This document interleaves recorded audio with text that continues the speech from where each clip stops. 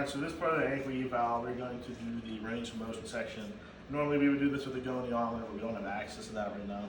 So for this part, we're going to do plantar flexion, dorsiflexion, inversion, and eversion. So I come here so I can show you how we would do the procedure.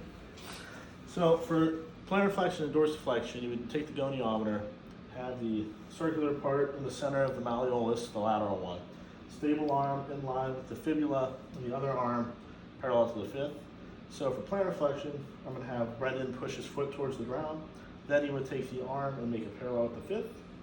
Now bring your foot up to neutral. We're going to do this again, but except for dorsiflexion, so pull your toes up towards your head. Again, make the arm parallel with the fifth. The readings for that is plantar flexion is 50 and dorsiflexion should be 20. So now for inversion and eversion, you have the goniometer in the center of the talus here, going down the foot. And then you would have them invert the foot. So invert, please. And evert. And you would get a reading of 30 to 50 for inversion and 15 to 20 for eversion. Alright, so we're going to do the rest of the ranges of motions for the ankle. Again, we do this with the goniometer, but we can't do that right now. So we're going to run through supination and pronation. Again, you can have your patient long sitting or sitting prone. Well, not prone, but supine, but we don't have access to a bench right now, so this is the best we can do. So what I'm going to have Brendan do is I'm going to have you supinate, bring your foot in. Yep, just like that. For supination, normal range of motion is 45 to 65. And along with supination, we're going to do this counterpart pronation. So if you can bring your foot out.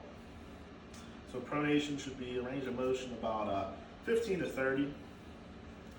Now we're going to do toe flexion and hallux flexion. So what that means that is the big toe and then the rest of your toes. So I'm going to have you curl your toes together, just like that. And you should get a reading of 40 to 45. Now do it just with your big toe. It'll bring like all the toes together pretty much. And you would have the goniometer on the medial side to get the measurements. Now likewise, we're going to do toe extension and hallux extension. So if you can bring your toes towards your head, and you should get a reading of 40 to 70. And now if you can do it with your big toe. Yep, so just like that. And to finish it off, we have toe abduction and adduction. And I think you can usually just do this with your big toe. I'm going to need you to pull your big toe away from your body. And then likewise bring it towards the body. Yeah. And that's what you would do for the ranges of motions. Again, like I said, you would use a goniometer. You would read up all the normal ranges of motions and record them down for your athlete.